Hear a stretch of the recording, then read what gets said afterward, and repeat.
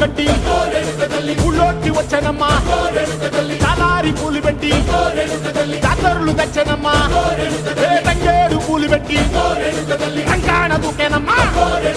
ముక్కు ముక్కెర పెట్టి ముల్లోకాల నెలనమ్మా